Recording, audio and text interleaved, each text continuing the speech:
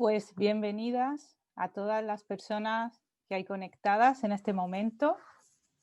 Vamos a dar comienzo a este magnífico webinar en esta tarde de viernes.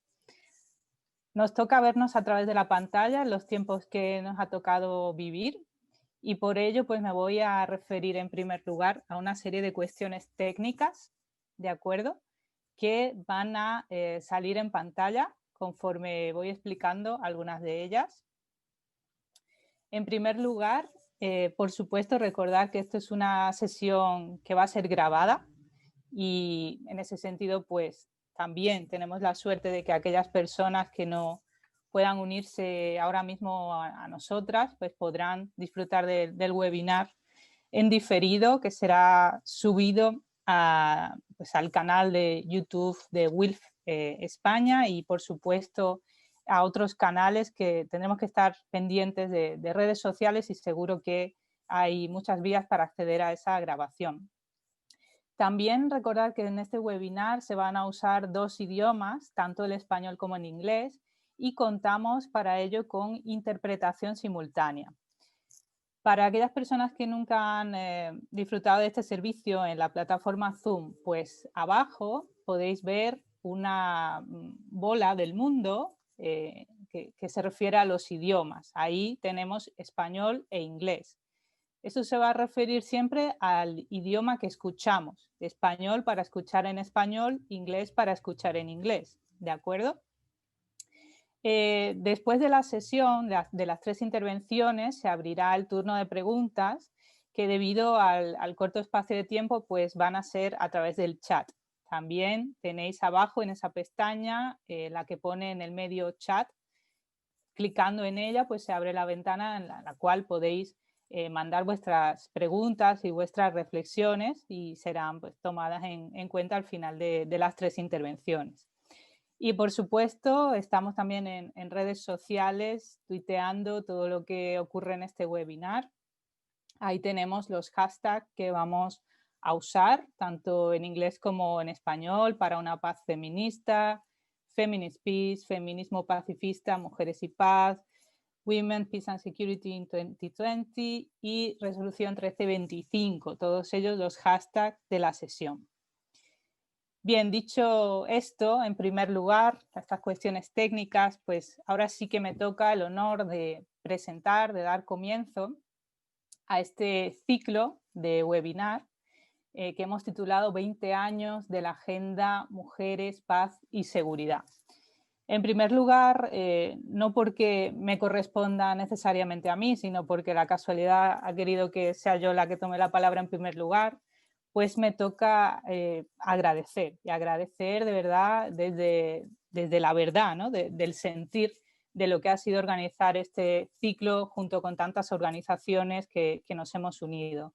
Por supuesto, con la sección española de la Liga Internacional de Mujeres para la Paz y la Libertad, de WILF, WILF España, y también con todas las organizaciones con las que hemos trabajado, pues de la Alianza por la Solidaridad, con el Instituto Catalán Internacional por la Pau, con CEIPAZ, con la Escuela de Cultura de Paz, con la Fundación SIP, Seminario de Investigación para la Paz, con el Centro de las y también con la Universidad de Málaga, a la cual pertenezco. Yo soy Carolina Jiménez, ahora sí me presento yo. Soy profesora de Derecho Internacional Público en la Universidad de Málaga y miembro de la Junta Directiva de WILF España, y hoy voy a estar moderando este webinar. El ciclo se compone de 3 webinars. Hoy es la primera tarde de viernes, que agradezco pues, a todas las personas conectadas que nos acompañen, pero deseo también que nos acompañen el viernes que viene y el siguiente, el viernes 13 y el viernes 20. Los 3 son a la misma hora y con la misma plataforma, con Zoom, y los 3 han sido organizados, como digo, por esta maravillosa conjunción de organizaciones que se dedican a la investigación para la paz y con las que hemos establecido puentes magníficos y sinergias estupendas que creo que pueden verse en realidad en este primer webinar, ¿no? Como esos frutos que da al final la alianza de todas las personas que se dedican a investigar para la paz y hacerlo con perspectiva de género, para unirnos en un evento como este, que, como digo, ha sido fruto del trabajo de muchas personas, y por ello, sin demorarme más, agradezco de verdad a todas las organizaciones participantes y emplazo a todos los espectadores, todos los participantes, a que nos acompañen no solo hoy, sino también en los dos próximos webinars. Ahora sí vamos a dar comienzo al webinar de hoy, al que nos corresponde el primero de ellos, de este viernes 6 de noviembre, que lleva por título la Agenda de Género, Paz y Seguridad en su 20 aniversario. Una agenda transformadora. Creo que es una pregunta muy pertinente, y más cuando llevamos no solo días, sino yo diría que semanas pues trabajando en estos análisis, ¿no?, de retrospectivos de todo el trabajo que se ha venido haciendo con respecto a la resolución 1325 durante estos 20 años que se han cumplido.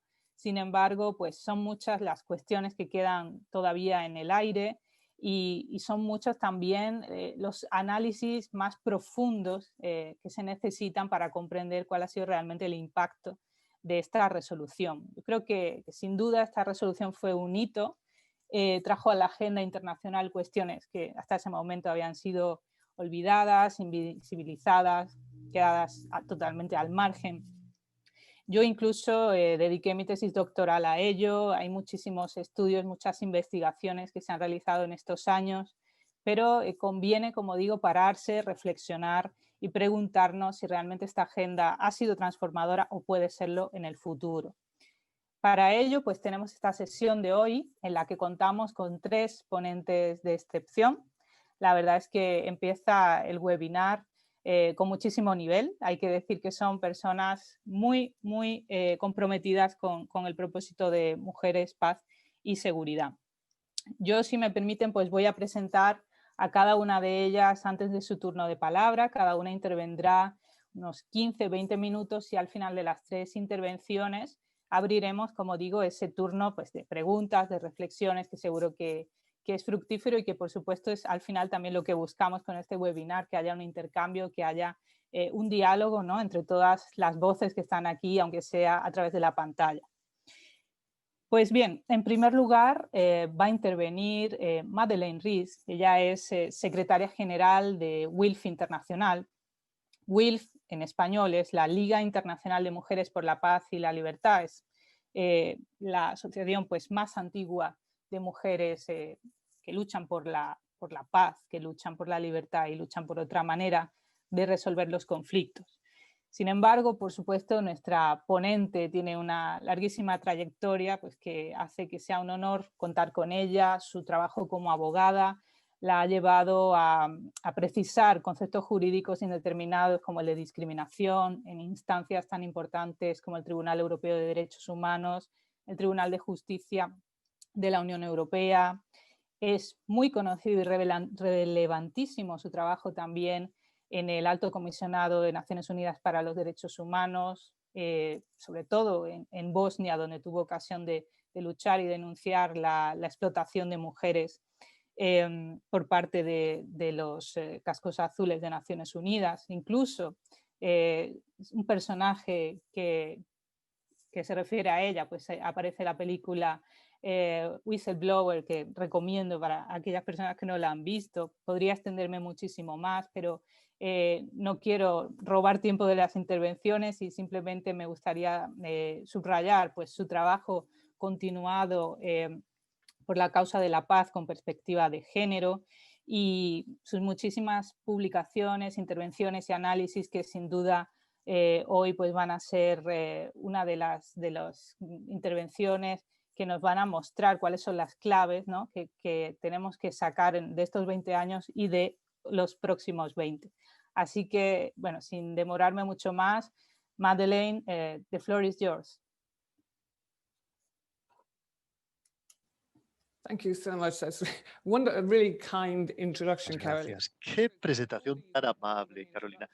Mientras mayor se hace una, más larga es la presentación que le hacen. Estoy muy contenta de estar aquí y agradezco mucho a las organizaciones que lo han hecho posible.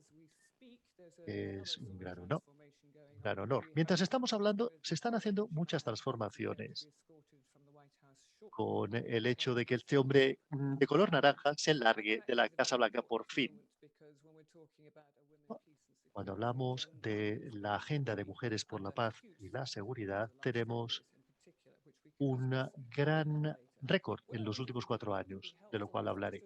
Lo que quisiera hacer es dar una visión muy rápida de dónde venimos, dónde nos encontramos, cuáles son las cosas importantes que han ocurrido, para llevaros al último debate que se llevó a cabo en octubre y cómo esto demuestra estas tensiones que existen de tener una agenda tan importante en el Consejo de Seguridad. Y finalmente, quiero indicar cómo podemos acometer estos cambios desde una perspectiva de justicia. Muy bien, volviendo a hace 20 años. La promoción, Wilk estuvo muy implicada de la promoción de esta agenda en el Consejo de Seguridad, por lo menos durante un periodo de tiempo. Antes de que yo llegase, todo el mundo hablaba de ello. El control del comercio de armas, de por qué y un análisis de por qué había un conflicto. ¿Por qué las mujeres tienen que estar implicadas en la seguridad? No era algo que se había manifestado a comienzos de esta presentación, pero la reflexión ya estaba presente. El 1325 se convirtió en la resolución más revolucionaria del Consejo de Seguridad y inició una agenda transformadora. Utilizó un lenguaje perfecto y si se trataba de un primer proceso de paz y nada ocurrió, no fue incluido. Se hizo como siempre se había hecho en el pasado, sin la participación de las mujeres. Sin embargo, no sé si tenéis una expresión en castellano que tenemos en inglés, y es que la resolución se convirtió como en algo que uno tiene que esperar durante horas y que todo se produce inmediatamente. En 2008 tuvimos una serie de resoluciones y nosotros luchamos específicamente en las que se referían al conflicto armado. La manera en que el Consejo de Seguridad concentró su atención, es decir, acabar la 1325 sobre el conflicto y se concentró muchísimo en la utilización de tácticas y armas en guerra y también estableció el mecanismo preventivo y la exigencia de rendición de cuentas, lo cual está muy bien. Pero hubo 3 o 4 resoluciones sobre este tema que se presentaban como si el enfoque de la atención fuese que las mujeres eran víctimas de la violencia, no participantes activas en que la paz cristalizase. Y se intentaba establecer un lenguaje para estas resoluciones. No queríamos imponer nada, pero queríamos utilizar el lenguaje más adecuado.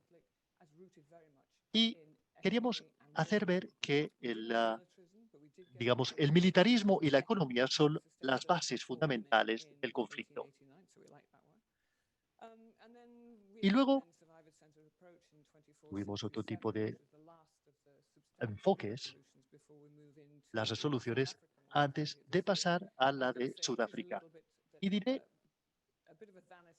que es un poco un proyecto vanidoso para muchos gobiernos convertirse, tener la presidencia de este Consejo. Consideran que es muy importante anunciar su compromiso con la agenda de mujeres y seguridad. Y es aquí donde nos encontramos ahora. El lenguaje es muy importante y esto se ha producido en estos últimos 20 años. Hemos pasado de un lenguaje del 2025 a una especificidad mayor y algo que está mucho más, que encaja mucho más con el imperio de la ley. Y esto queda patente en el preámbulo, pero no en el párrafo operativo, que también es muy importante. Y ahora tenemos el 2467, que es un paso hacia adelante en este sentido, en relación a la recomendación, que es un párrafo que nos indica que estamos haciendo el salto entre la necesidad de seguridad y basarnos completamente en los derechos humanos. Una parte nos gusta, y creo que tener esta visión cambia un poquitín el lenguaje de víctima a superviviente. Pero también la última resolución incluye un lenguaje de las defensoras de la paz en la sociedad civil, todo lo cual ha estado construyéndose sobre las resoluciones iniciales, de lo que no se había aprendido hasta entonces. Es decir, ¿qué se necesita hacer para tener una participación efectiva? Ahora bien, la crítica que yo tengo al respecto es que muchas de las resoluciones y su abordaje es que hablamos de un papel centralizador, de las mujeres como portadoras de la paz y víctimas de la violencia. Y esa narrativa todavía no la hemos cambiado lo suficiente. Y es decir, ¿qué se tiene que hacer para tener una participación efectiva de las mujeres? Y en parte tenemos el problema de esta noción binaria que hemos mencionado al comienzo. Hablamos de género y la agenda transformadora, porque hablando de las mujeres en la agenda de paz y seguridad, dicen, no, no, no, uy, mujeres, ¿qué hacen las mujeres? Que deberían participar, pueden portar la paz. Y esto nos ha sacado de balance desde muchos puntos de vista. Si ahora pasamos al mes de octubre, tuvimos suerte de que fue Rusia la que tuvo la presidencia en este 20º aniversario, porque por supuesto todo el mundo quería la resolución gloriosa. La resolución gloriosa que realmente demuestra que las mujeres han sido tomadas en serio y que estábamos entendiendo lo que tiene que ocurrir para poder tener un proceso de paz y para pasar a una justicia transformadora y tener un proceso de paz que se convierta en justicia transformadora durante el proceso de paz, lo cual, como todas sabemos, hemos estado defendiendo durante muchos años. Pero no lo habíamos logrado. Y Rusia ahora es la presidenta. Muchas de nosotras anteriormente pensábamos, es muy irónico que Rusia, que se oponía a tener el papel de las mujeres en el Consejo de Seguridad, ahora está abierto. Y nos preguntábamos, ¿cómo será? Porque, claro, el Consejo de Seguridad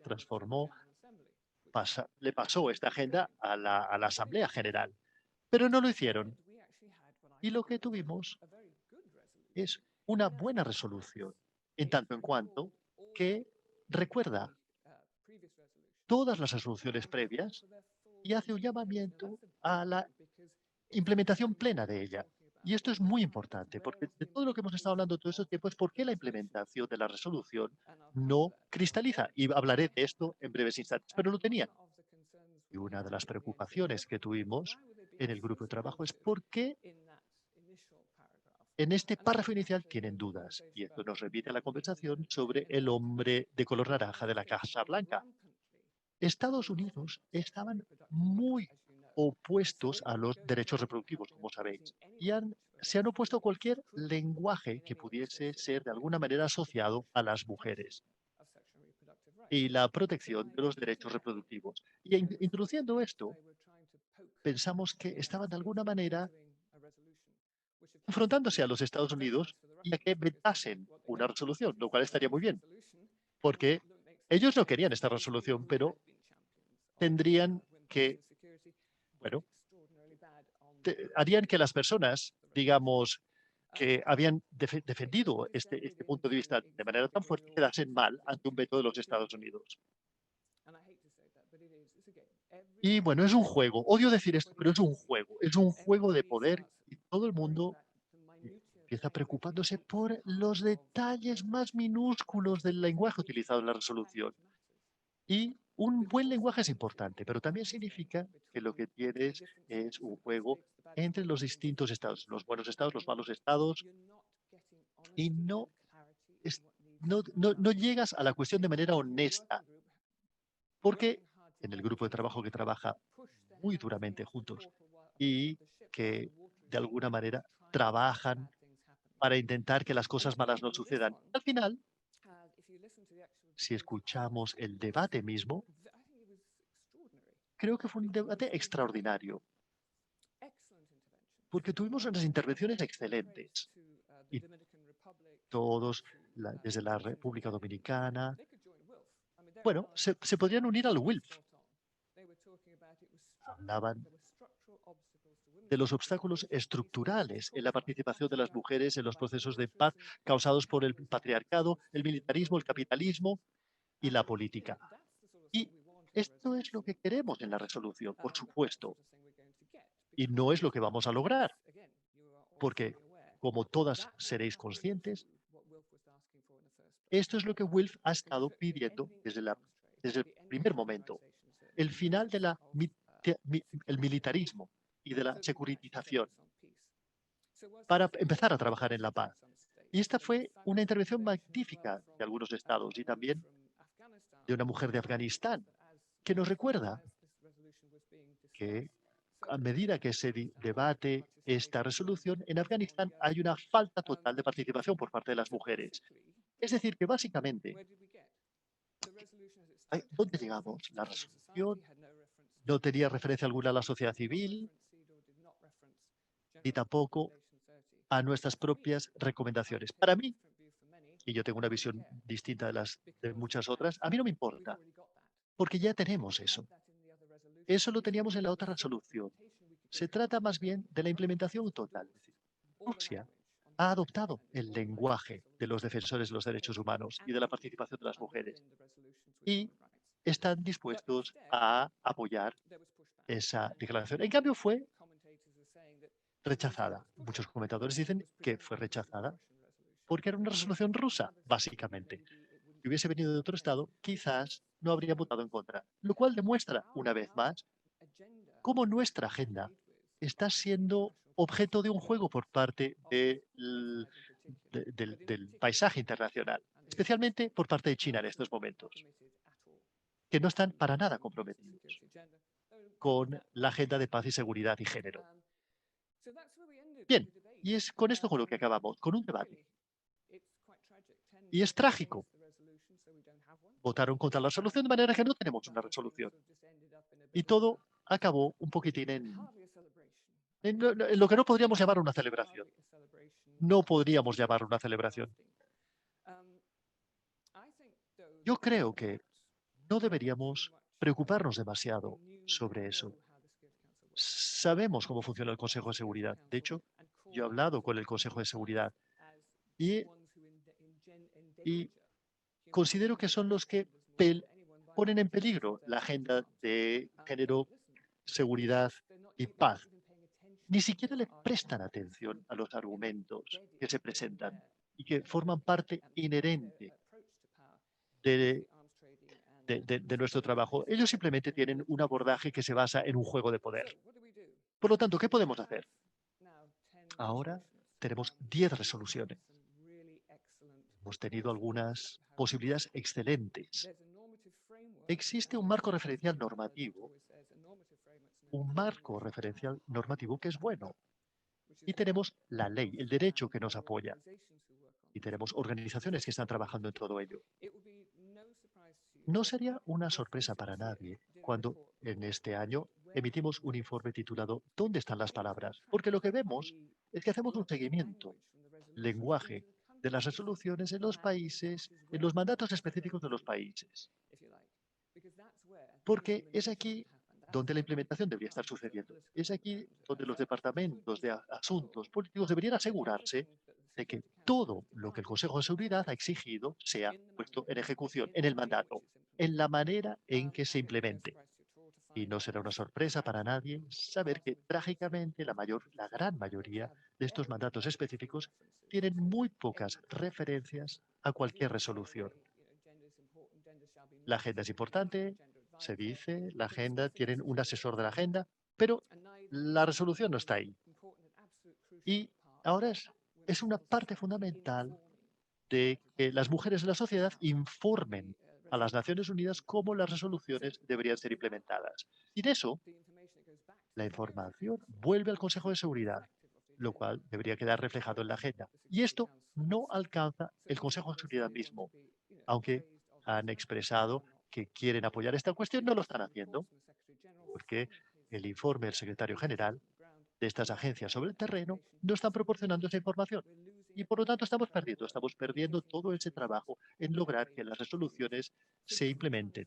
Y este es el camino del futuro. Lo que hemos decidido ahora es que no vamos a tener más resoluciones, simplemente vamos a mantener el portal cerrado en relación a esto. Lo que necesitamos hacer es decir, muy bien, tenemos lo que tenemos, no queremos más resoluciones. Y cada vez que hay un mandato específico de país, hablemos sobre lo que necesita hacerse, porque esto implica poner en vigor la consulta con las organizaciones de mujeres sobre el terreno para ver qué necesitan, qué quieren hacer, qué partes de la resolución deben ser incluidas en el mandato y cómo podemos aplicar el derecho sobre el terreno. Si eso lo hacemos con nuestro mecanismo, podemos empezar a hacer un despliegue de la agenda de paz, género, paz y seguridad. Por otra parte, estamos intentando hacer que las Naciones Unidas mismas lo hagan. Yo he estado hablando con el responsable del GPA y es como empezar una conversación que ya tuvimos hace 20 años. Todavía estamos hablando de hacer que las mujeres formen parte del proceso de paz. No lo han estado haciendo. Y si pues tenemos a las mujeres participando, tenemos una paz más duradera y más sólida. Y es demasiado complicado que no lo podemos hacer. Queremos que se haga. Y lo que quiero es que las Naciones Unidas no hagan que la primera parte de la negociación sobre las mujeres no se haga, porque entonces es como los chicos que se sientan juntos y luego tenemos como una cláusula especial la participación de las mujeres y ya está. No es así como queremos hacerlo. Tiene que ser tomado como algo por descontado.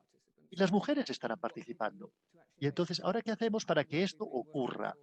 Y el trabajo que hemos estado haciendo durante muchos años con las organizaciones para ver cómo podemos desarrollar un proceso de paz orgánico que tiene muchas mayores posibilidades de lograr la paz y la estabilidad, que no simplemente que las mujeres se sienten alrededor de una mesa hablando de alguna acción en particular. Muy bien, lo quiero dejar ahora, aquí por ahora, porque realmente tengo muchas ganas de escuchar lo que tienen que decir Manuel y María. Volveré más tarde para responder a cualquier pregunta. Existe esperanza, debo decir, incluso en el medio de la oscuridad. Gracias. Bueno, pues muchísimas gracias a Madeleine, sobre todo por terminar con esa esperanza, ¿verdad?, que nunca podemos perder. Además, yo creo que ha incidido en cuestiones relevantísimas sobre el juego político al que están sometidos este programa Mujer, Paz y Seguridad, que por supuesto no podemos olvidar. Igualmente ha hablado de la necesaria incidencia que tiene que ocurrir, ¿verdad?, en esos territorios concretos, en esas mujeres que están atravesando por situaciones de violencia o de procesos de paz o transicionales. Y creo que ha puesto ahí el terreno perfecto para la ponencia de la siguiente de nuestras conferenciantes, que es Manuela Mesa. Ella es una ponente de excepción porque tiene detrás de sí también un recorrido pues muy dilatado en estudios de paz. Es una de las investigadoras más relevantes en España sobre pues estudios para la paz. Es presidenta de CEIPAZ, es vicepresidenta de Demos Paz.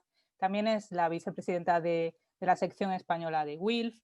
Y bueno, entre sus numerosísimas publicaciones, participaciones en congresos nacionales e internacionales, no me voy a detener, pero sí me gustaría resaltar el hecho de que ella seguramente fue de las primeras personas, ¿no?, que en España estuvieron muy pendientes de lo que sucedía con la 1325, en especial por haber sido parte de ese grupo de seguimiento del ministerio, en el que siempre estaban pues al pie del cañón sobre la incidencia y la respuesta que hubo por parte de España, ¿no?, tanto en los planes nacionales de acción como en su propia participación en instituciones internacionales. Por todo ello, no me voy a dilatar mucho más para que podamos escuchar su ponencia, a la que seguro que nos va a dar muchas más claves sobre la cuestión, así que le dejo ya el turno a Manuela. Muchas gracias, Carolina, por la presentación. También muchas gracias a Laura Alonso, nuestra presidenta, por el apoyo que ha dado a la organización de todo este ciclo, a Sandra del ICIP, bueno, y a todas las personas del equipo que lo han hecho posible. Y desde luego para mí es un placer y un privilegio compartir este panel con Madeleine y con María, así que muy contenta de estar aquí. Yo voy a centrar mi intervención en las propuestas de las organizaciones de la sociedad civil y lo que ha supuesto para ellas la agenda de género, paz y seguridad.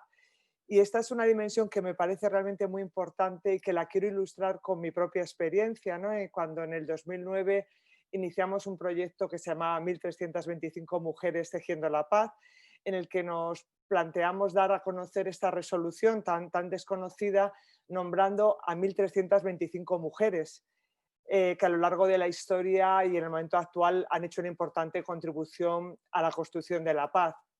Y lo hicimos, nombramos a 1325 mujeres y podríamos nombrar a 1820 o a 1888 si quisiéramos seguir en el ejercicio de llenar de nombres las 10 resoluciones que se han adoptado en estos años sobre mujeres, paz y seguridad. Y es que visibilizar los aportes de tantas mujeres en la construcción de la paz es esencial porque todavía en la actualidad existe un escaso reconocimiento del papel que han jugado las mujeres como actores de paz en el ámbito de la prevención y la resolución de conflictos, en el ámbito de la justicia, de la participación política, etc. Muchas de estas mujeres que nombramos las encontramos después en WILF Internacional y este programa desde luego generó el caldo de cultivo y la red para que después después del 10º aniversario para que en el 2011 se fundase WILF España. Y bueno, desde entonces pues el trabajo en torno a la resolución 1325 pues ha estado muy presente en lo que es la propia WILF España, ¿no? Y este ejemplo me sirve para ilustrar cómo esta resolución es una resolución distinta a otras resoluciones de Naciones Unidas, porque se adopta como el resultado del trabajo de muchas organizaciones sociales, organizaciones de mujeres que apostaron por incorporar la perspectiva de género en la agenda internacional y lograron que en el año 2000 se adoptase esta resolución. Y ha permitido además a organizaciones locales internacionalizar su trabajo y al mismo tiempo incorporar esa agenda internacional al ámbito local. O sea que creo que ha trabajado en las dos direcciones. Entonces, durante estos 20 años, las organizaciones de la sociedad civil han impulsado una agenda amplia que incluye múltiples aspectos como la prevención, la participación, la protección, en diversos niveles y en diversos ámbitos, ¿no? con muchísimos actores. Pero desde luego las verdaderas protagonistas han sido las organizaciones de mujeres a lo largo de estos años y es necesario destacarlo, ¿no? Han mantenido esta agenda viva, por ejemplo, incorporándolo en el lenguaje que mencionaba Madeleine de los tratados y acuerdos, pasando de hablar de mujeres a hablar de género, que es algo mucho más complejo, y abordándola como una agenda de los derechos de las mujeres, con un enfoque transformador, o sea, incorporando el feminismo y desafiando el propio concepto de seguridad internacional, tratando de poner en el centro las personas y sus necesidades, o sea, ese concepto de seguridad humana. Durante estos años, el trabajo en torno a la resolución 1325 ha permitido conformar un movimiento internacional de mujeres que ha trabajado en red, que ha compartido análisis, experiencias, conocimientos y que ha hecho unos importantes aportes a la agenda de género, paz y seguridad, trabajando, como he dicho, en el ámbito local e internacional simultáneamente. Sin embargo, el contexto en el que estamos en el 2020, en el que se conmemora el 20 aniversario, como es muy distinto al del año 2000, en el que se adoptó la resolución. El 2000 fue un momento de auge del multilateralismo, se adoptaron los Objetivos de Desarrollo del Milenio, que supuso un paso importante en la conformación de una agenda global y en la definición de unos objetivos y unas metas que ahora después se han transformado en la Agenda 2030. Y fue un momento en el que las organizaciones de la sociedad civil fueron adquiriendo un protagonismo cada vez mayor en el sistema de Naciones Unidas, porque no podemos olvidar que Naciones Unidas es un sistema intergubernamental. Pero bueno, fueron ganando un espacio y además explorando formas de participación en foros y cumbres paralelas, llevando sus reivindicaciones y sus propuestas. 20 años más tarde estamos en un momento de involución, claramente, o sea, se ha producido un debilitamiento progresivo del sistema de Naciones Unidas y este año que se cumplen los 75 años desde la creación, la institución enfrenta importantes problemas. Su liderazgo es cuestionado por algunos gobiernos que claramente además se mofan de ellos, ¿no? Gobiernos como el de los Estados Unidos, que funcionan al margen de la institución y que además lideran políticas discriminatorias, racistas, misóginas, que nos hacen recordar los años previos a la Segunda Guerra Mundial, los años del fascismo, con sus diferencias, pero que en algunos casos nos lleva a ello, ¿no? Existe una ofensiva coordinada en el plano internacional contra la agenda de género, lo que se ha llamado la ideología de género, que se ha extendido a muchos países y que ponen en riesgo algunas de las medidas que se han adoptado para avanzar en la agenda de igualdad y de los derechos de las mujeres. Por ejemplo, en lo que se refiere a la plataforma de Beijing y su plan de acción, algunos de los derechos que estaban consagrados en esta declaración, especialmente los derechos sexuales y reproductivos, pues han empezado a cuestionar, hasta el punto que la alta comisionada de las Naciones Unidas para los Derechos Humanos, Michelle Bachelet, ha alertado sobre esta situación y ha planteado que los derechos de las mujeres no son negociables. Pero al mismo tiempo también en este aniversario nos encontramos con un movimiento feminista cada vez más fuerte, más diverso, que aglutina a millones de personas y que es mucho más fuerte que era en el año 2000, ¿no?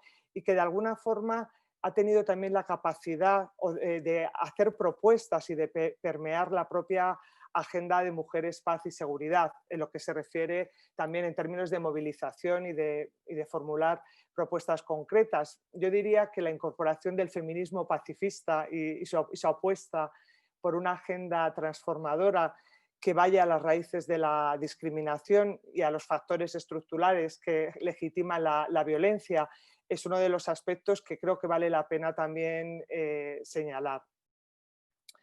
Si tuviera que pensar cuáles son los logros, ¿no?, de la Agenda de Mujeres, Paz y Seguridad, porque muchas veces comentamos que es una resolución que a veces te apetece mucho trabajar a favor de ella y a veces quieres abandonar ya porque te parece que no hay avances significativos. Pero, digamos, como logros yo diría que resaltaría el trabajo de incidencia en el ámbito multilateral que han tenido las organizaciones de la sociedad civil. O sea, creo que estas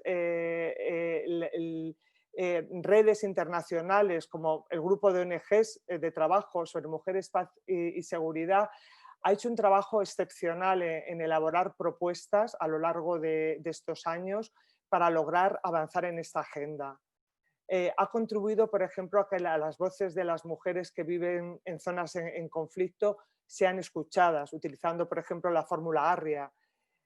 Han propuesto hojas de ruta muy concretas, muy constructivas, con propuestas de cómo orientar la implementación de la resolución 1325. Y creo que es importante reconocer esta cuestión. En segundo lugar, los planes de acción nacionales como una herramienta de incidencia política. Los planes de acción han abierto oportunidades para las organizaciones de la sociedad civil para dialogar con sus gobiernos sobre cuestiones relevantes relacionadas con el género y los conflictos y para hacer un seguimiento de su aplicación. En este momento hay más de 80 planes de acción en distintos países y la experiencia es muy desigual según países, ¿no? Los planes de acción en algunos han permitido la existencia que haya análisis comparativos y usar estos análisis comparativos como una herramienta de ciencia política para decir, oye, hay otros gobiernos que lo están haciendo mucho mejor que el nuestro y que realmente están dotando de recursos, están contando con la sociedad civil, etcétera, ¿no? Y eso ha sido importante. planes de acción como por ejemplo el de Holanda, que fue un plan de acción pues, muy participativo, que incluyó a muchas organizaciones de la sociedad civil, incluyó incluso organizaciones de mujeres en zonas en conflicto, como forma de elaborar un plan que incluyera sus propuestas, ¿no? En el caso de España, España adoptó en el 2007 el primer plan de acción y en el 2017 el segundo plan de acción, o sea, 10 años más tarde, ¿no? Hubo un proceso de consultas con las organizaciones de la sociedad civil. Algunas de nosotras tuvimos la oportunidad de participar en este proceso en distintos momentos. Y bueno, si bien el plan mejoró en algunos aspectos y, en relación al plan del 2007, también, por ejemplo, pues incorporó que los informes de seguimiento se presentaran en el Parlamento. Eso bueno, pues le daba una mayor relevancia, ¿no? Y también, por ejemplo, incorporó esta agenda a la cooperación al desarrollo. Sin embargo, las principales demandas de las organizaciones de la sociedad civil no se incorporaron al plan, fundamentalmente lo que se refiere a la asignación de recursos humanos y financieros y un calendario de ejecución con compromisos concretos e indicadores que realmente permitan un seguimiento real del grado de implementación. Esto no se logró. Hay muchísimos planes de acción que no tienen un plan financiero, pero también hay otros que los tienen. Y es algo a lo que desde luego se aspiraba, ¿no? Tal vez lo más preocupante en el caso de España es que parte de los compromisos que estaban en ese plan están pendientes de ejecución, sobre todo en lo que se refiere a la creación de un grupo de seguimiento del plan en el que iban a participar las organizaciones de la sociedad civil, y la definición de una serie de indicadores que permitieran una adecuada rendición de cuentas.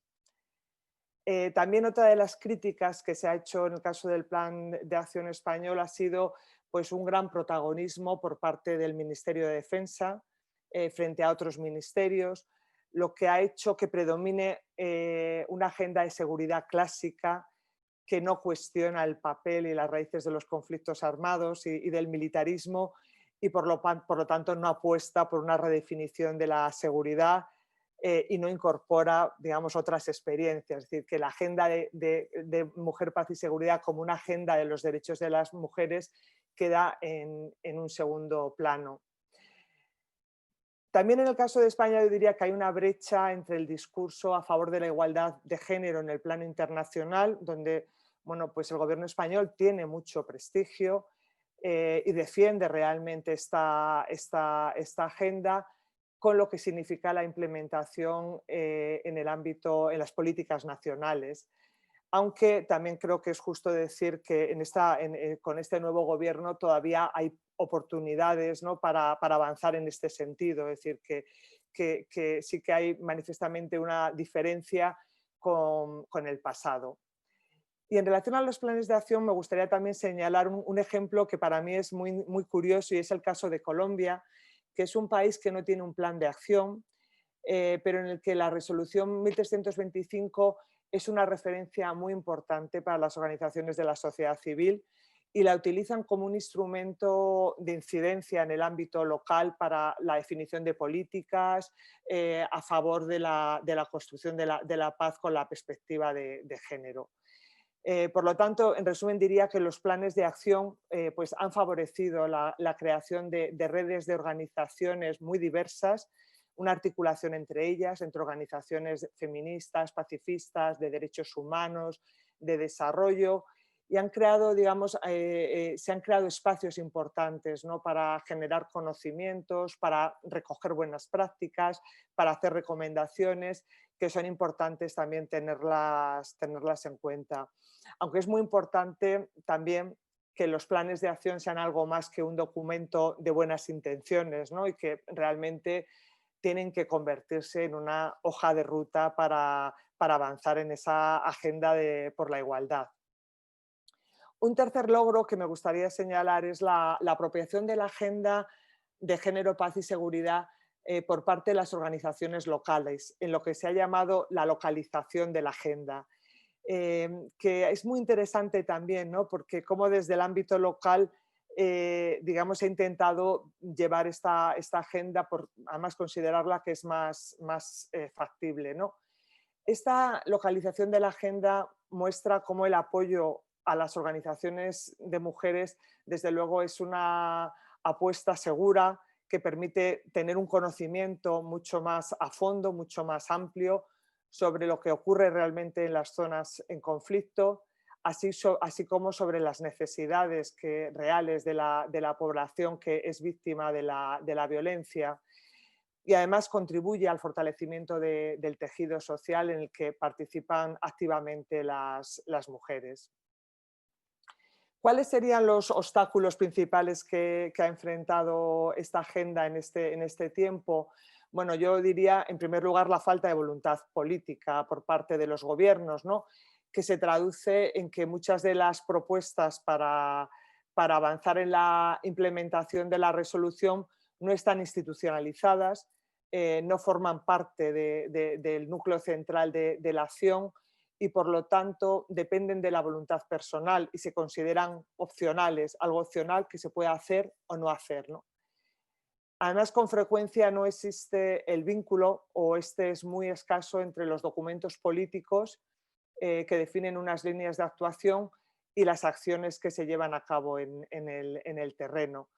En definitiva, como se ha dicho en varios informes, no se ha logrado convertir las palabras y los discursos en hechos concretos que supongan una transformación de las estructuras que discriminan y excluyen o legitiman las violencias contra las mujeres.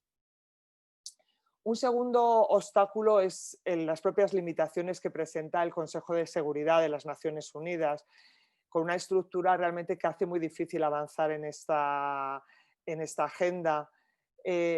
Ha sido muy preocupante los intentos en distintos momentos en estos 20 años de securitizar la agenda o de cooptarla, ¿no? Desviando esta agenda centrada en los derechos de las mujeres a cuestiones, por ejemplo, como el extremismo violento o el terrorismo, ¿no? Y esa fue una de las iniciativas que además promovió el gobierno español en el 2015, introduciendo esta resolución que incluía un aspecto que desviaba la atención de una cuestión que desde mi punto de vista es mucho más central y que no estaba, que son los derechos de las mujeres, ¿no? Y también la instrumentalización que se ha hecho en algunas ocasiones de las experiencias de las mujeres que han sufrido violencia sexual o violencias de otro tipo y que se han utilizado para justificar ciertas acciones militares, ¿no? Como en el caso de Afganistán, que fue muy significativo y que estaba muy alejado de proteger los derechos de las mujeres. O sea, había otra preocupación muy distinta. Y por último, el último obstáculo que me gustaría mencionar es la escasa dotación financiera de los programas.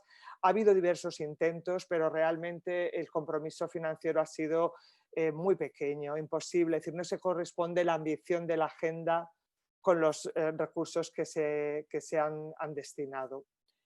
Termino con los retos pendientes. Yo creo que Madeleine ya ha mencionado algunos, ¿no? Pero realmente yo creo que hay muchas preguntas de cómo seguir avanzando en esta agenda especialmente en un momento en el que hay fuerzas tratando de recortar derechos, ¿no? Yo creo que las propuestas o las recomendaciones que hacía el estudio global que se publicó en el 2015, elaborado por Radhika Cosmaragwamy, que se llamaba Prevenir los conflictos armados, transformar la justicia y asegurar la paz, pues bueno, esas propuestas están totalmente vigentes, ¿no? Y aludían pues, a la importancia de la participación de las mujeres y del liderazgo de ellas, ¿no? en todos los ámbitos que tienen que ver con la construcción de la paz. Hablaba de proteger los derechos de las mujeres y las niñas durante y después del conflicto. Hablaba de asegurar en la planificación la perspectiva de género y los mecanismos de rendición de cuentas, de fortalecer la arquitectura de las Naciones Unidas en cuestiones de género y de tener una financiación adecuada. Pues todas esas propuestas siguen estando vigentes en la actualidad. Desde luego es necesario avanzar en una mejor comprensión de lo que implica integrar la perspectiva de género en el ámbito de la paz y seguridad y en particular en el diseño y desarrollo de las políticas. Así hay que superar, digamos, esa percepción que se utiliza con frecuencia de que incorporar la perspectiva de género es simplemente incluir más mujeres sin cuestionar ni transformar las estructuras de desigualdad y poder que llevan a la exclusión y por lo tanto a la exclusión de las mujeres, ¿no? Avanzar en la agenda de mujeres, paz y seguridad como una agenda de derechos de las mujeres con un enfoque transformador significa cuestionar el propio concepto de seguridad internacional, pasándolo a una visión mucho más amplia de lo que es la seguridad. Las organizaciones feministas llevan años insistiendo en la importancia de digamos, trasladar los costes de armas para gastos sociales. Eso está ahí y es muy evidente en el momento actual que estamos viviendo. Otro de los retos es realmente avanzar en una articulación con otras agendas, por ejemplo la Agenda 2030 o todo lo que tiene que ver con la ayuda humanitaria. Y realmente, digamos, para que la agenda internacional sobre género, paz y seguridad sea una herramienta útil para las organizaciones de la sociedad civil en situaciones de conflicto armado, es desde luego, el reto está en que realmente sea una agenda transformadora, ¿no? y que promueva realmente cambios, ¿no? Y esto, por el momento, es algo que tenemos que construir, que el contexto actual no lo permite. Pero el hecho de que, se nombre, de que la agenda puede ser una agenda transformadora, yo creo que es performativo en sí mismo, ¿no? Abre oportunidades y esperanzas, sobre todo si tenemos en cuenta que quienes han defendido esta agenda han sido las organizaciones de la sociedad civil. Y aunque todo el marco institucional que existe no existan avances significativos, sabemos que esa agenda va a seguir estando muy activa y viva mientras estén las organizaciones de la sociedad civil detrás de ella. Muchas gracias, lo dejo aquí. Pues muchísimas gracias, Manuela, por tu completísima ponencia. Nos has dado muchísimas claves, además en diálogo con lo que comentaba Madeleine. Como digo, esto es un webinar en el que las tres ponentes van a una. Sus reflexiones son dialogadas seguro y serán comentadas por el chat posterior, pero desde luego se ve como vamos en una misma dirección aportando diferentes cuestiones. Respecto a los planes nacionales de acción, me permito solo subrayar la paradoja, ¿no?, de que incluso la OTAN tiene un plan de acción sobre la 1325, ¿no? Entonces, bueno, parece que por algún lado se nos ha ido, ¿no? Ahí. Pero bueno, en cualquier caso, como digo, muchísimas claves y vamos a seguir por este buen camino con una tercera ponente magnífica que tiene ahora un difícil trabajo, ¿verdad?, que es hablar en última posición cuando ha habido estas dos excelentes ponencias, pero estoy segura de que va a culminar el webinar de manera excelente. María Villellas es miembro de la Junta Directiva de WILF España y es investigadora de la Escuela de Cultura de Pau, tiene una dilatada experiencia en investigación sobre la paz, también forma parte de la red de mujeres mediadoras del Mediterráneo, lo cual bueno, hace gala de que en ella misma se personifica algunas de las causas de la Agenda Mujeres, Paz y Seguridad, ¿verdad? Y bueno, pues, dilatada experiencia, como digo, muchas publicaciones, muchas intervenciones con muchísimo impacto y por ello pues le vamos a dar la palabra para que, por supuesto, aporte su reflexión sobre esta cuestión. Cuando quieras, María. Bueno, pues muchísimas gracias, Carolina. Buenas tardes a todas. La verdad es que es un placer estar aquí compartiendo este debate con mujeres a las que admiro muchísimo y de las que llevo años intentando aprender, ¿no? Además, mujeres que sois pues referente en nuestra organización, Madeleine, ¿no?, que con tu liderazgo has hecho crecer tanto WILF Internacional, y Manuela Mesa, ya que, bueno, pues sin ti, sin Carmen Magallón, sin otras muchas, pues la sección hoy no sería una realidad. Y agradecer también a las compañeras que habéis estado en la trastienda de este seminario, que realmente pues es muchísimo trabajo organizarlo y a la vez es un enorme placer poder estar aquí participando. Como decía Carolina, me toca la difícil tarea de no repetir a las ponentes anteriores. Voy a tratar de aportar algunas ideas nuevas, aunque algunas cosas pues sí que son reiteradas, porque creo que la visión que tenemos en WILPF sobre lo que ha sido la agenda Mujeres, Paz y Seguridad o Género, Paz y Seguridad en estos 20 años es una visión compartida, ¿no? Es una oportunidad también este webinar para reflexionar pues, sobre tantos años de trabajo, ¿no? En la Escuela de Cultura de Pau iniciamos el trabajo en Género, Paz y Seguridad en el 2004 y mirar hacia atrás en este momento, ¿no? Y valorar el trabajo que tantas organizaciones de mujeres han hecho, no solo en estos 20 años, sino a lo largo del último siglo, permite sentirte parte de una red de afectos, cuidados y, en definitiva, de compromiso feminista con la paz, que es lo que nos une hoy. He titulado esta presentación de la habitación propia al equipo de Feminismos Reunidos, 20 años de implementación de Mujeres, Paz y Seguridad, porque creo que en estos 20 años ha habido una importante evolución. En el año 2000 las mujeres necesitábamos y exigíamos la habitación propia que nos proponía nuestra admirada y también pacifista Virginia Woolf. La resolución 1325 nacía para reivindicar con fuerza el espacio y el papel de las mujeres en la construcción de la paz, un espacio que nos había sido negado, aunque de manera muy tozuda habíamos tratado de ocupar y habíamos reivindicado. Pero 20 años después, en un contexto internacional como en el que nos encontramos, ¿no? De emergencia de liderazgos hiperpatriarcales y de extrema derecha al frente de países como Estados Unidos, aunque por suerte parece que por pocas horas ya, pero al frente también, ¿no? De otros gobiernos tan relevantes como Brasil, India, Rusia, por supuesto, ¿no? Al que se ha referido también Madeleine.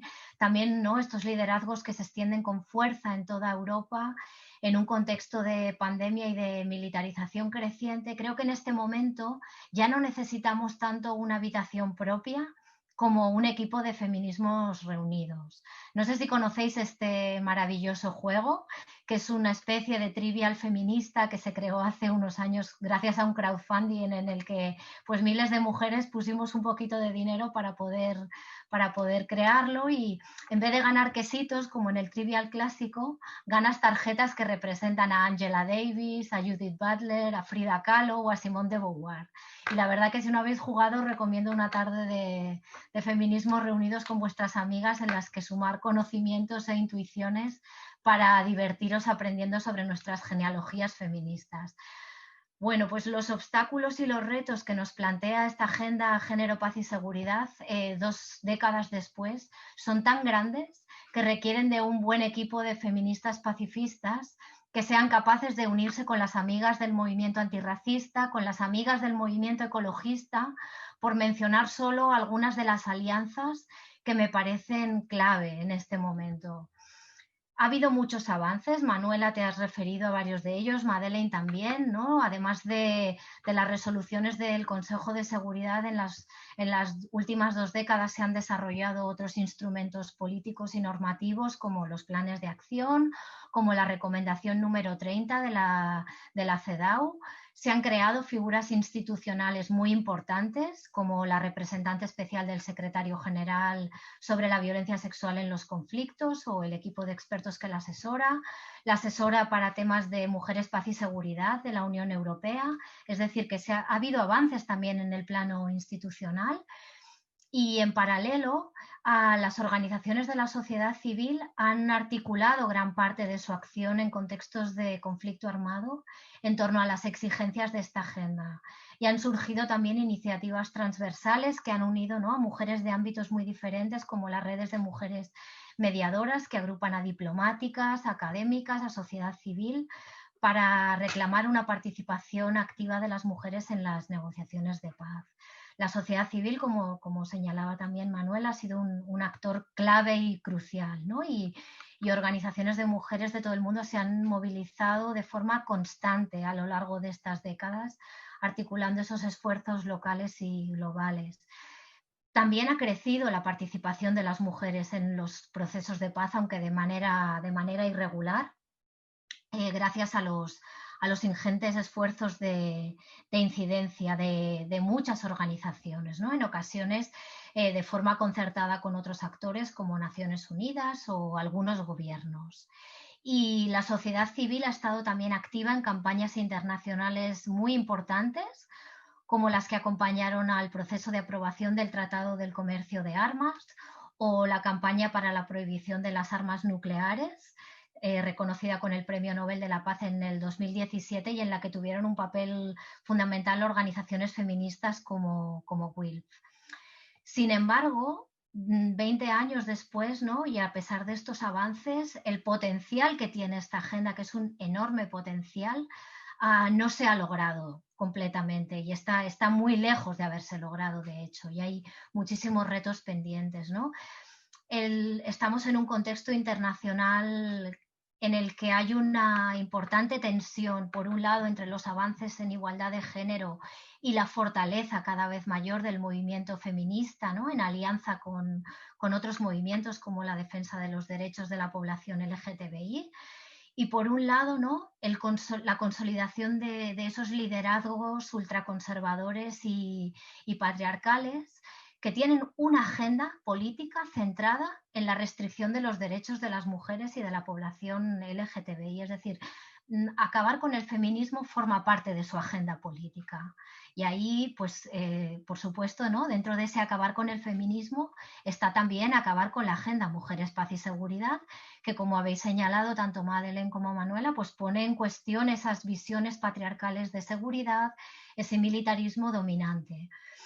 Y son muchos los obstáculos, ¿no? Que en estos años han impedido que este potencial tan grande que la agenda tiene, ¿no? Y que las organizaciones de mujeres constantemente han puesto sobre la mesa, pues hay muchos obstáculos que lo impiden, ¿no?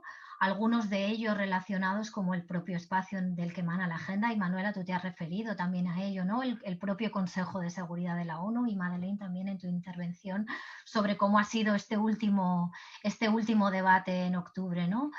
La agenda emergió gracias al impulso del movimiento de mujeres y de las organizaciones de la sociedad civil en zonas de conflicto, ¿no? Que al calor de la plataforma de acción de Beijing lograron dar un paso importante en la incidencia, abriendo una brecha en el hasta entonces casi infranqueable Consejo de Seguridad. Pero, sin embargo, en los últimos años, con esta emergencia de movimientos políticos tan fuertemente ultraconservadores, emergen en la arena internacional discursos y prácticas políticas que promueven la xenofobia, el racismo, la homofobia, la misoginia y que ponen en cuestión el propio multilateralismo, ¿no? Y el Consejo de Seguridad es un escenario en el que se escenifican estas dinámicas. Y el frágil consenso que se había logrado en torno a la agenda sobre mujeres, paz y seguridad, pues fue quebrado, ¿no? con la aprobación de la resolución 2467 en 2019, que se aprobó con la abstención de China y de Rusia, pero que además es que su texto tuvo que ser ampliamente recortado, ¿no? Como explicaba Madeleine, en lo que respecta a las menciones a los derechos sexuales y reproductivos, que tuvieron que ser retiradas por completo para poder contar con el apoyo de Estados Unidos. Además, ¿no? Además de este contexto actual de los últimos años, que cada vez ha sido más hostil para la agenda, pues ha habido otra serie de obstáculos que han estado presentes a lo largo de toda la existencia de la agenda, desde el primer momento. No son nuevos, son hechos que se han repetido en los últimos 20 años y a los que también habéis hecho referencia, algunos de ellos, ¿no? Como la falta de recursos económicos, que no es sino una clara muestra del compromiso tan frágil que tienen los estados, ¿no? Que aportan más palabras que recursos a la aplicación real. Y mirando un poco algunos datos sobre la cuestión económica, de los 83 planes nacionales de acción que había vigentes a principios del 2020, solamente un 34% de ellos contaba con un presupuesto específico. Es decir, casi un 70% de planes de acción no contaba con recursos económicos. Y sabemos que el papel lo aguanta todo, pero que sin recursos es casi imposible poder llevar a la práctica políticas que realmente sean transformadoras.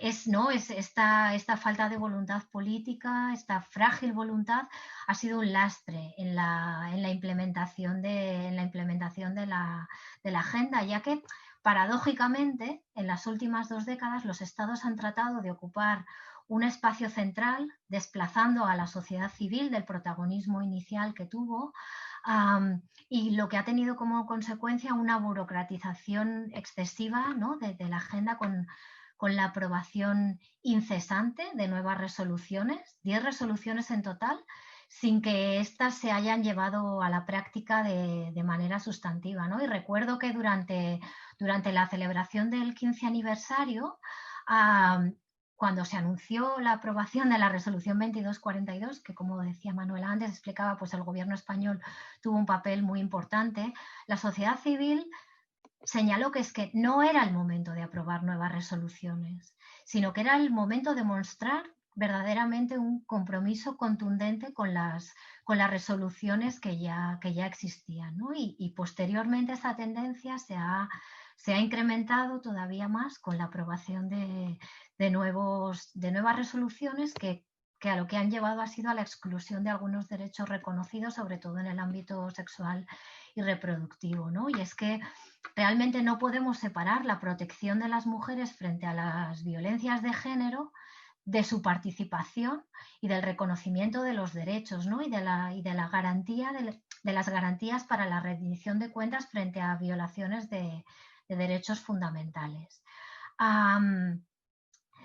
Este escenario incierto, ¿no?, de avances frágiles, de obstáculos persistentes, pero también con 2 décadas de implementación, nos permite tener una cierta perspectiva para evaluarla, pero también para identificar algunos retos para los próximos años. Y yo creo que realmente tenemos que centrarnos en esta parte de retos, ¿no? Hay que hacer las evaluaciones, es muy necesario, y los aniversarios son un buen momento, pero creo que es importante un poco, pues, coger el toro por los cuernos y ponernos a pensar en cómo hacemos frente a los retos que tenemos por delante, ¿no?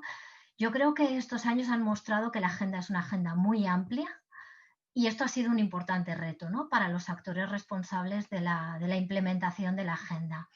Pero esta amplitud, al mismo tiempo que representa un reto, también otorga un carácter transformador a la agenda, ya que permite, ¿no?, en línea con nuestra mirada desde el feminismo pacifista, permite abordar de una manera integral las causas y consecuencias de la violencia a corto, a medio y a largo plazo, en toda su complejidad y en toda su amplitud, y no centrándonos solo en algunos aspectos concretos que interesan a los estados, que interesan a las organizaciones en un determinado momento, sino que como mujeres feministas pacifistas tenemos que poner esta complejidad sobre la mesa. Y para adecuarnos, ¿no?, a algunos de los retos del futuro, yo creo que tenemos que seguir ampliando el ámbito de acción, ¿no? Al tiempo que profundizamos en la indivisibilidad de la agenda, es decir, en que no podemos excluir ningún derecho y que sobre todo hay que fortalecer la mirada preventiva, la mirada de prevención de violencia y de conflictos, que me parece una aportación fundamental por parte de las organizaciones de mujeres que siempre ponen, ¿no?, el acento en esta cuestión de la prevención. Pues hay que fortalecer esta mirada preventiva al tiempo que tratamos, por supuesto, de dar respuesta a las emergencias y también que consolidamos los avances en participación. Creo que es necesaria una mayor exigencia a los actores que participan en los procesos de paz, ¿no? Es necesario exigir que la participación significativa y la inclusión de la participación significativa de las mujeres y la inclusión de la perspectiva de género en los acuerdos de paz sea una realidad. Creo que las compañeras que estarán en el webinar del próximo día abordarán con mucha más profundidad esta cuestión de la participación, pero creo que quienes están facilitando los procesos de paz tienen que predicar con el ejemplo y asegurar, ¿no?, equipos mediadores, con participación de mujeres, con expertise de género, ¿no? Ha llegado el momento, ¿no?, de no solo estar presentes en la mesa de las negociaciones, sino en cambiar por completo la mesa de las negociaciones. No puede seguir obedeciendo a lógicas patriarcales y militaristas, ¿no?, y de pactos entre élites.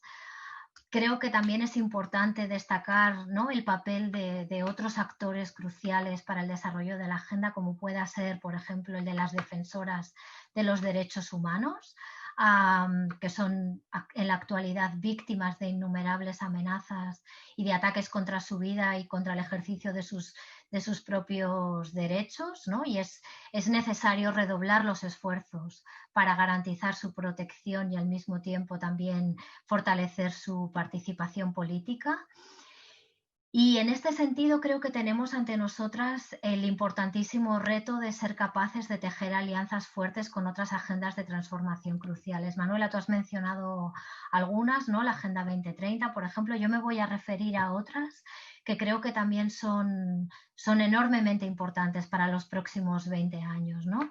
Es el momento también de superar, ¿no?, esa mirada binaria, como decía Madeleine al principio, ¿no?, de colocar solamente a las mujeres en el centro, sino que creo que tenemos que tratar de incorporar miradas que fortalezcan la interseccionalidad dentro de la agenda, el reconocimiento de que los impactos de género de la violencia no afectan solo a las mujeres, sino que tiene que tener un carácter mucho más amplio, y aquí me parece crucial la alianza entre el movimiento feminista y el movimiento por los derechos de la población LGTBI, que creo que es una alianza que lo único que puede hacer es fortalecer nuestras agendas compartidas, y que es un reto ineludible.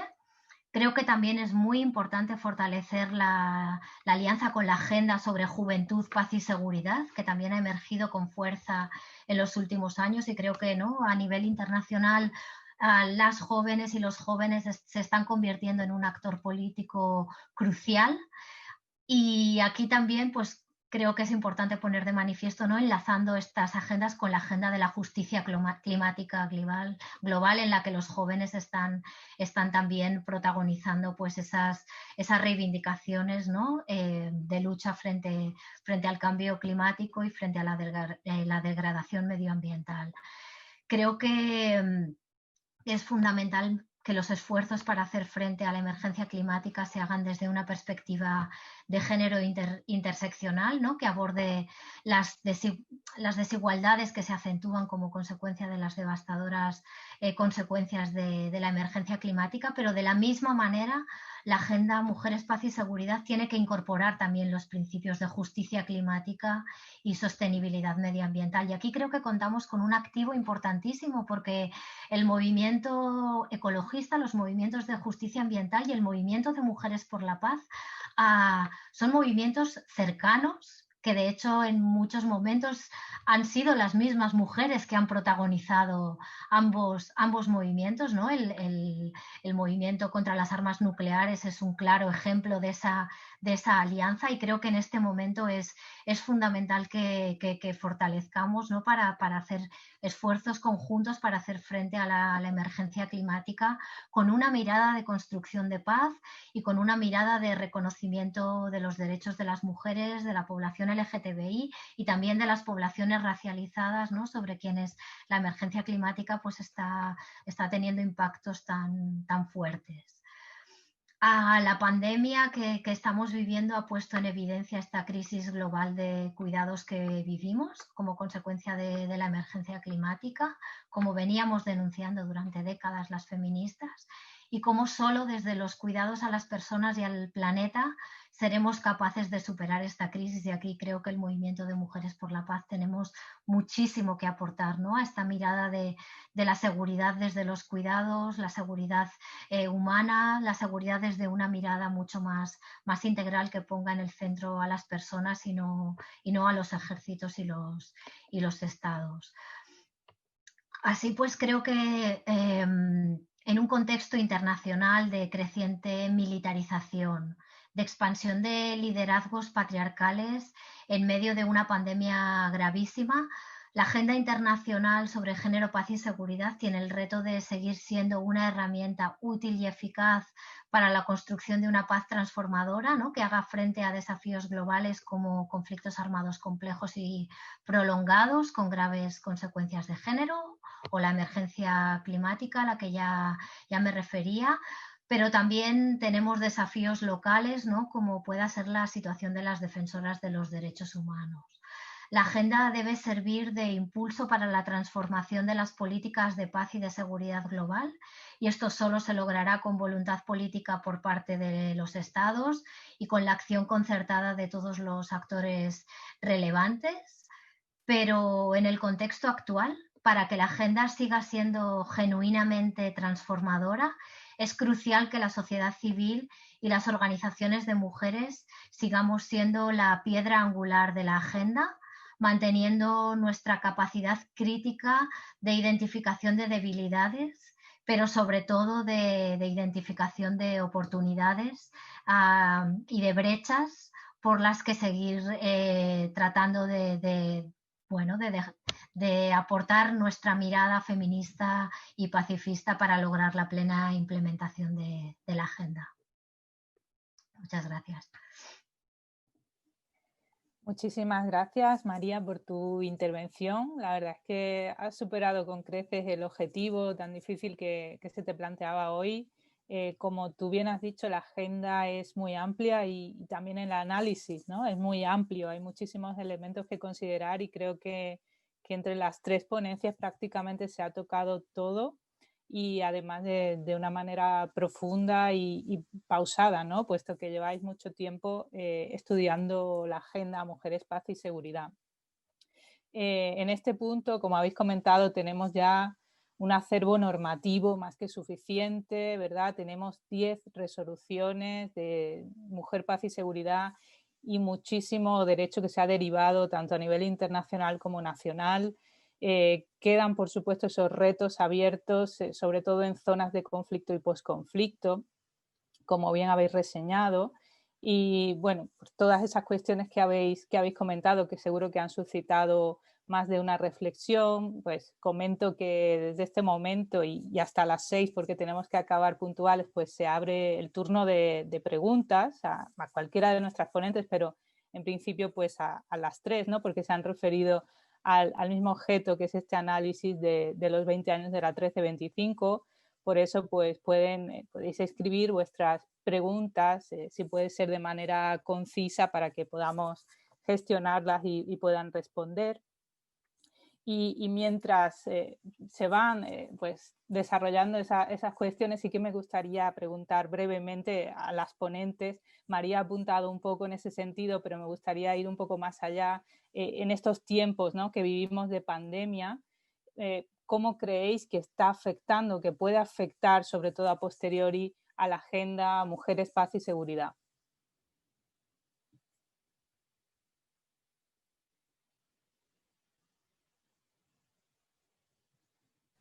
I'm happy to jump in and answer at least part of Muy that. bien. Me gustaría responder a esa pregunta.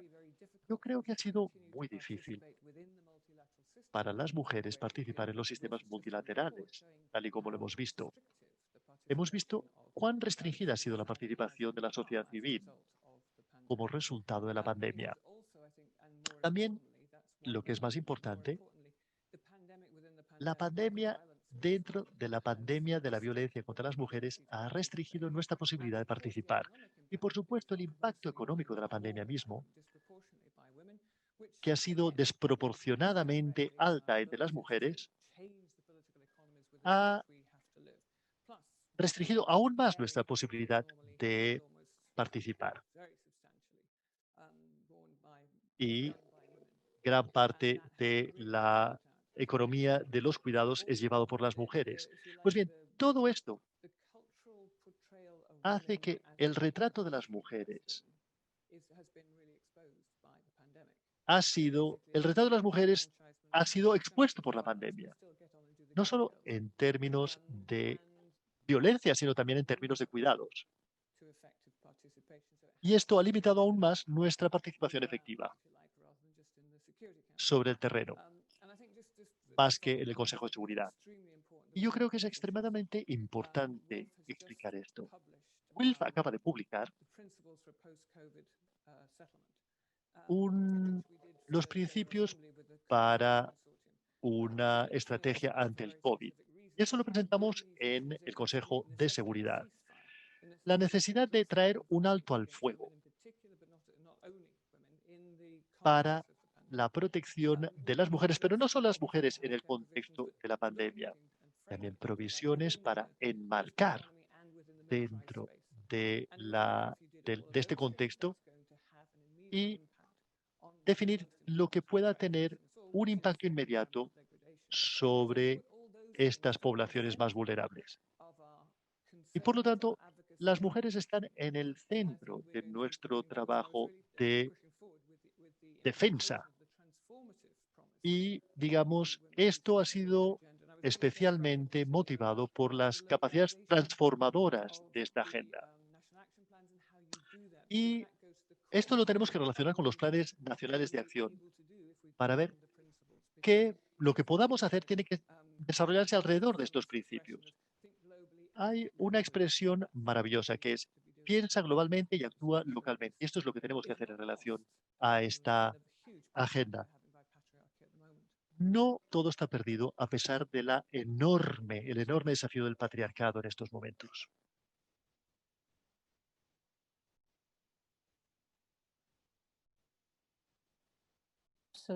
Absolutamente.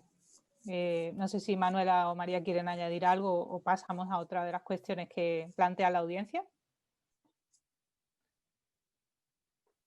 Sí, yo creo que la pandemia lo que también abre es una oportunidad única para realmente, digamos, plantear la cuestión de los gastos militares. Es decir, es una vieja reivindicación, pero ahora mismo es mucho más difícil para los gobiernos convencer a la gente que la prioridad es seguir comprando armamento sofisticado cuando no hay para mascarillas o para atender a la gente. Entonces, yo sí que creo que hay una oportunidad en este momento para desafiar esas políticas militaristas, ¿no? Es decir, que claramente, independientemente incluso de distintos enfoques ideológicos, bueno, es decir, cuando en esta situación no se justifica, ¿no? Y los gobiernos intentan seguir funcionando como siempre, pero realmente creo que en el debate es un debate que podemos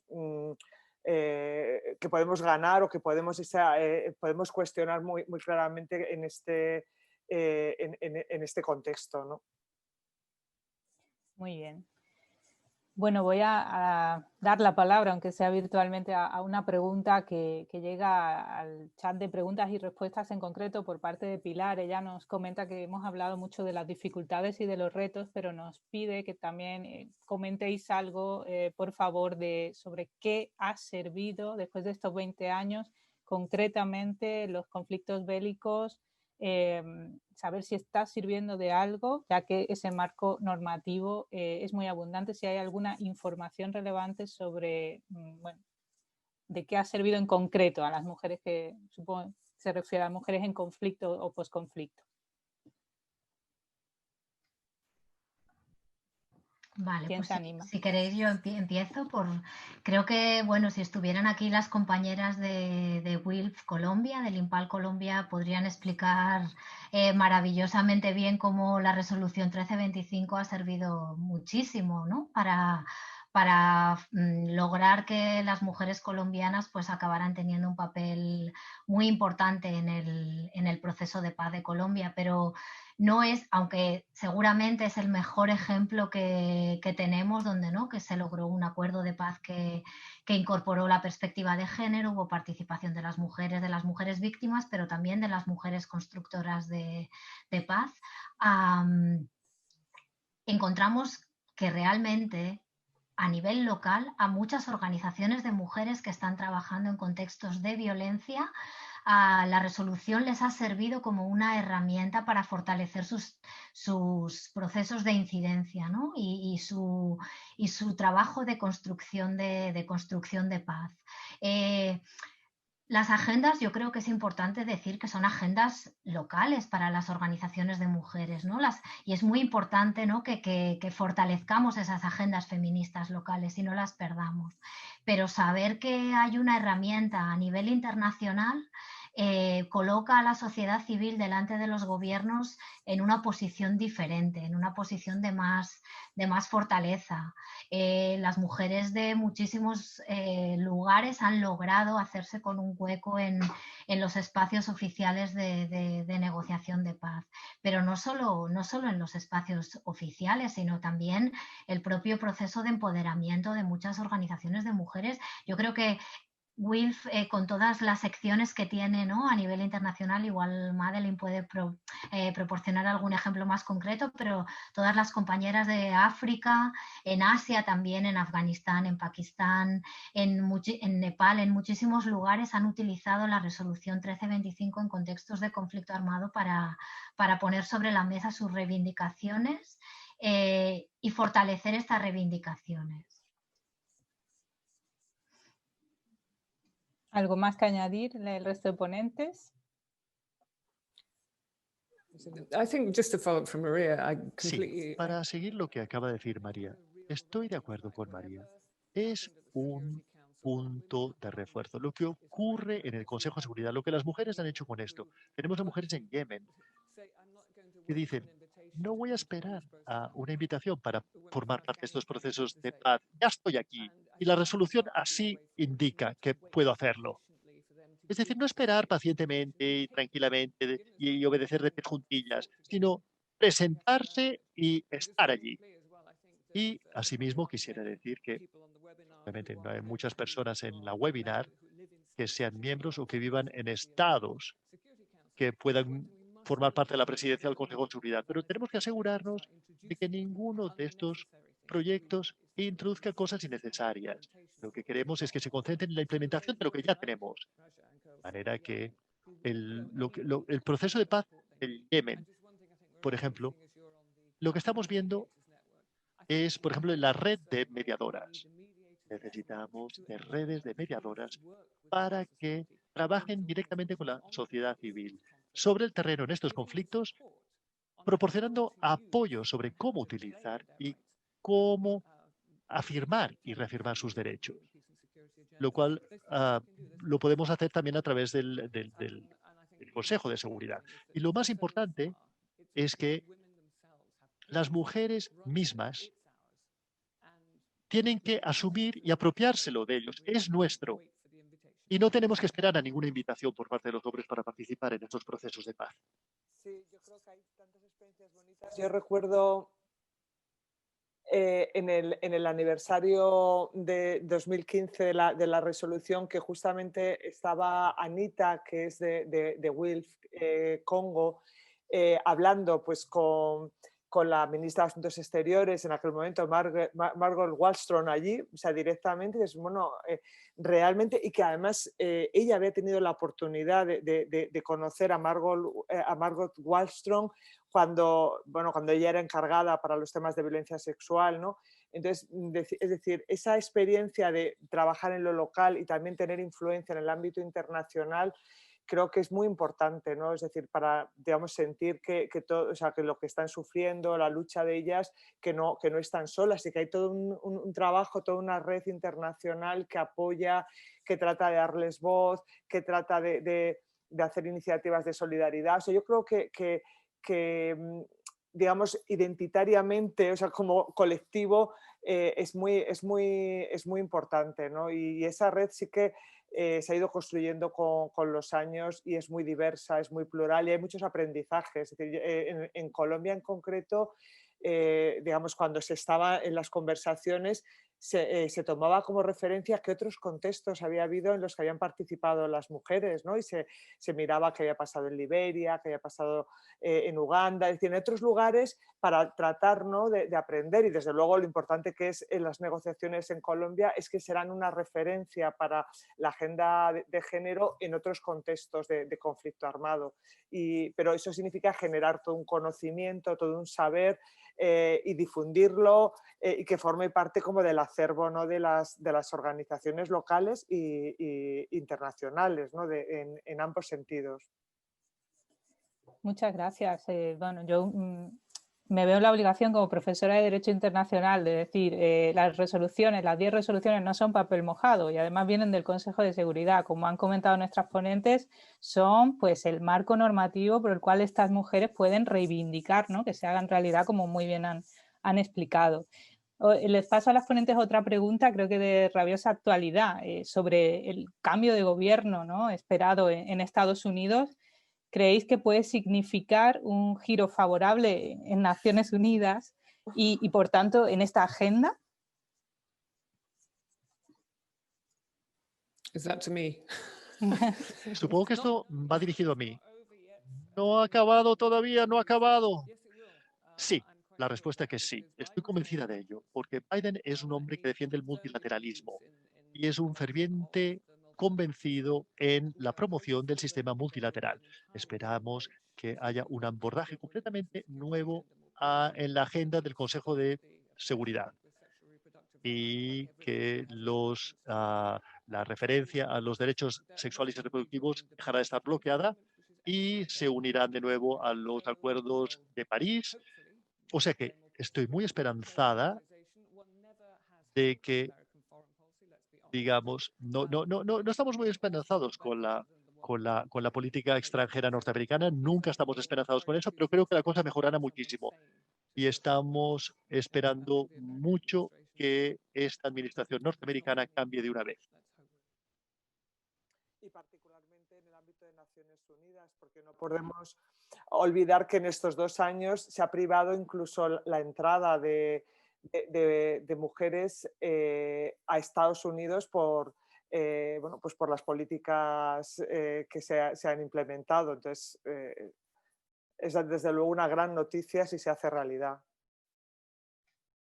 Y también, ¿no?, recordar el trabajo que las feministas estadounidenses han hecho en estos años, ¿no?, que no debe oscurecer, ¿no?, el horrible, ¿no?, periodo que se ha pasado, no debe oscurecer las importantes contribuciones que el movimiento de mujeres ha hecho en Estados Unidos, también promoviendo la Agenda Mujeres, Paz y Seguridad, y cómo, bueno, las mujeres han liderado la oposición a Donald Trump, y creo que eso es una buena noticia para cuando haya un cambio de gobierno, el tener una sociedad civil fuerte que, frente a un gobierno que evidentemente será muchísimo mejor de lo que hay ahora, pero tampoco es a lo mejor, ¿no?, el gobierno que sería nuestro deseo conseguir.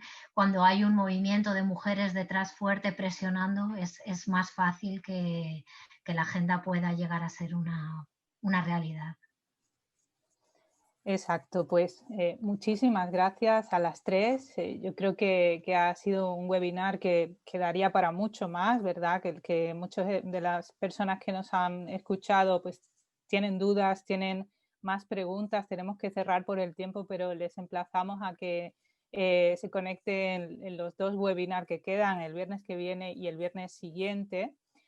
Por mi parte, agradezco de nuevo a todas las entidades organizadoras, colaboradoras y, por supuesto, a las 3 ponentes que han sido magníficas, a Madeleine, a Manuela y a María, que han logrado con creces el objetivo. Pido disculpas también por algún problema que hayan podido tener técnicos, si no han encontrado pues, la interpretación simultánea o si les ha costado que les podamos contestar alguna de las preguntas del chat para la cual no ha dado tiempo, También sí que habéis planteado en diversas ocasiones que no se veían a las compañeras y nos gustaría, bueno, despedirnos con, si es posible, pido al equipo técnico, ¿no?, despedirnos con una vista general de todas las personas que nos han acompañado en este webinar, que será una fantástica manera de cerrar y de despedirnos hasta el viernes que viene. Así que por mi parte pido esa última imagen y me despido también, a ver si es posible.